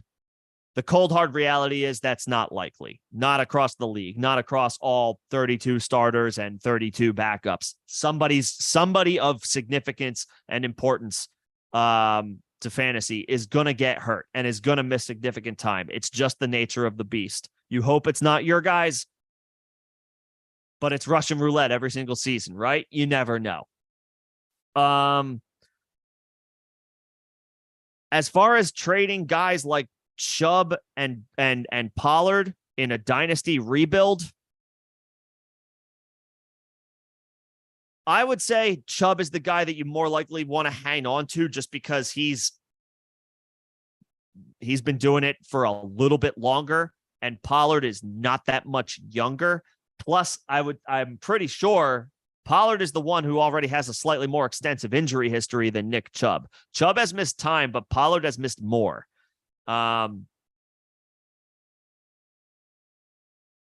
It might hurt, but if you're truly in a rebuild, if you're looking at it and you're just like, I'm not going to compete this year, you may want to consider moving Pollard sooner than later. But don't settle. Don't move him just because you're worried about a potential he might get hurt again. You can ask for a first and a good young prospect for him. You can ask for a first and several seconds for Tony Pollard, you can ask for a good package of picks or a first and a good young player for Tony Pollard right now. If you can't get that, then you hold on to him until he reminds people why he's worth a significant package in return. That includes some collection of picks and good young prospects, one, the other, or some combination of the two. Chubb, I would hang on to a little bit longer. Proven to be slightly more durable and is more proven in general. You should be able to, all things considered, sell really high at the deadline to a team who they're a contender. They're willing to offer you multiple first-round picks because that's what Nick Chubb garners right now while he's in his prime. Somebody may not give that to you, and it might be a little ambitious to try to get that for a 27-year-old running back, but you're talking about a guy who has top 5 upside at the position and should for another couple of seasons. And if it's a contender, these are late first-round picks you're getting anyway. So you ask for 2 for Nick Chubb. 2 for Tony Pollard might be a little rich. Somebody might tell you that there's no way. A first in a couple seconds or a first and a good young prospect should get it done. But you should be able to. You should be asking for the moon for Nick Chubb, and I would wait till the trade deadline when a contending team decides to push all their chips into the the center of the table. Pollard, you can maybe let go sooner, but don't settle.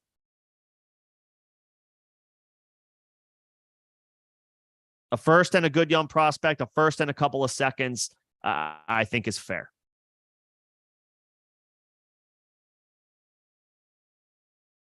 Chubb to a contender at the trade deadline. They're going to have, and you can sell them on like, dude, or guy or girl, whatever. Your first round picks are going to be late.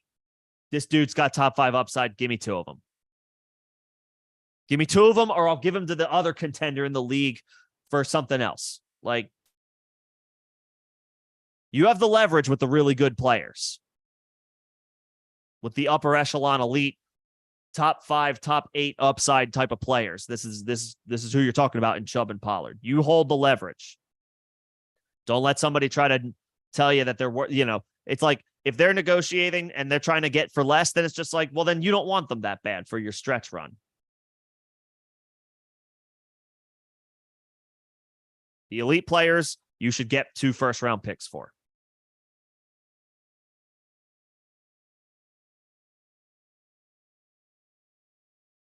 And Connie, I need a little bit more context. Is this dynasty or is this redraft? It's tough. You're going to be selling low on him. In dynasty, you probably have to just hold because you're selling low. You're not going to get anything good for him. And if it's a redraft league, I don't know that anybody's going to want to trade anything to value for him. It's going to be hard if somebody still believes, if somebody's willing to give you something that will, something worthy of a top 25, pick, either in redraft or, a top 15 dynasty pick, like if somebody's willing to give you something of value, then you probably should just take it. But if somebody's giving you way under market value, even with this injury, you probably just have to hope for the best and hang on. It sucks. It sucks. You're hoping for a top 5, play at the position in Cooper Kupp.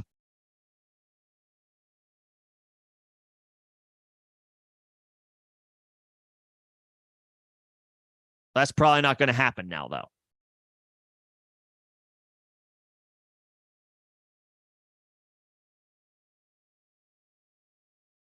It depends on what the offer is.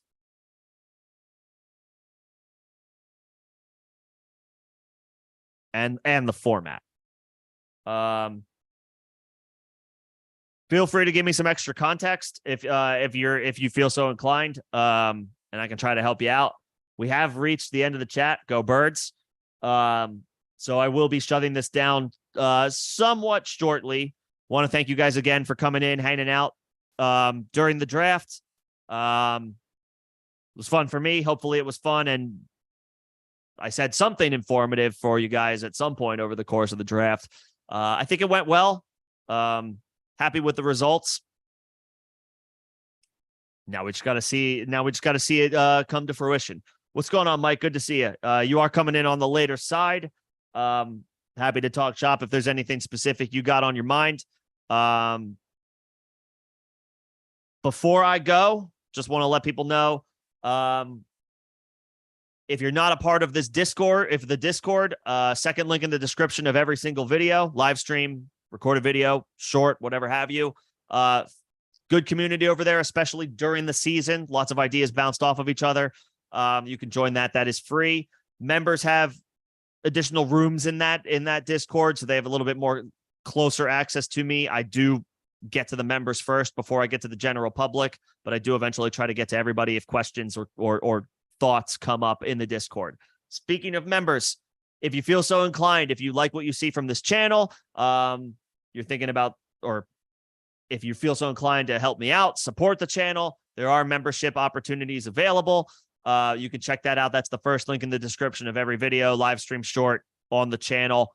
The second level of memberships does include playing fantasy with me and the other members of the channel. We don't currently have, I think we only have 7 or 8 people. So I guess we could start an 8-person league. It would be awesome to get to 10 before the season.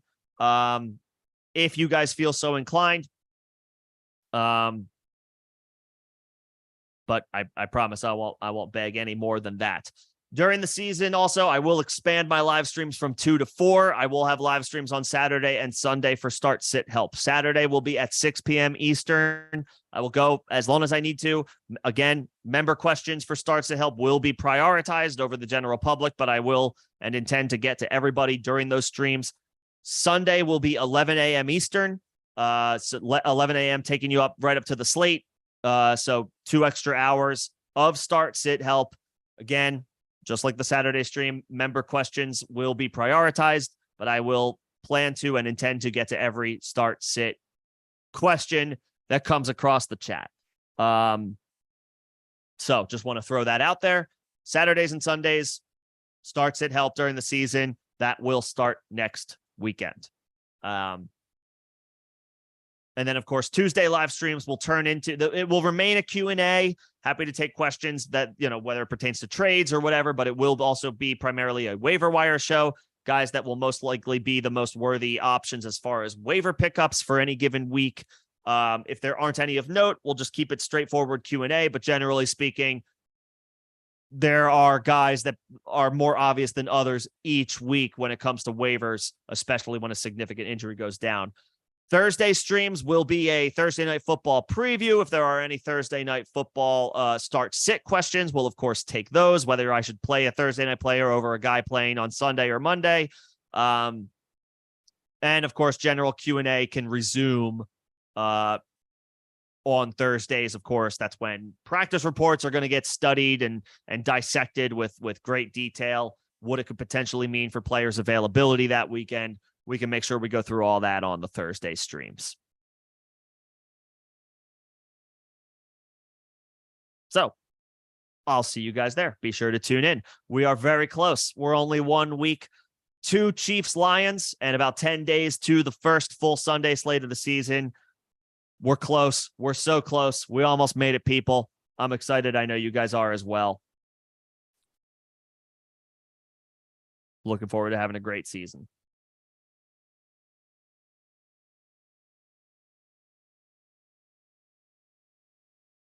For Thursday's game, Cameron, Elijah Moore's not playing it. The Thursday game is Chiefs Lions. Tentatively, I would say play, I guess tentatively, again, if it's like full PPR, Elijah Moore, if it's half PPR, Brian Robinson. Or standard scoring for sure.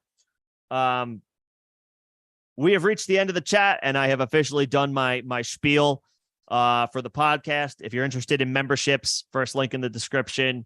If you're interested in the Discord, second link in the description. Should be an evergreen invite. Let me know if you are trying to join. and have any issues, you can just hit me up with a comment on any one of the videos. And then, of course, Tuesday, Thursday, Saturday, Sunday live streams all season long. Be sure to come hang out and tune in. And especially if you have questions, we'll make sure we get to them. That'll do it for me tonight, though. Thank you guys coming in and hanging out one more time for the draft. It was a lot of fun. Hope you guys learned something. We're real close. Everybody enjoy the weekend. Whatever it is that you're doing, have fun, stay safe. If you're enjoying college football or whatever it is that you have going on, have a great weekend. I'll continue to provide some shorts as they become necessary. And if there's any one specific player you want profiled or whatever have you before the season, let me know. I can try to get something out before Thursday. Thank you guys. Have a good one. Thanks for tuning in. I'll see y'all next week.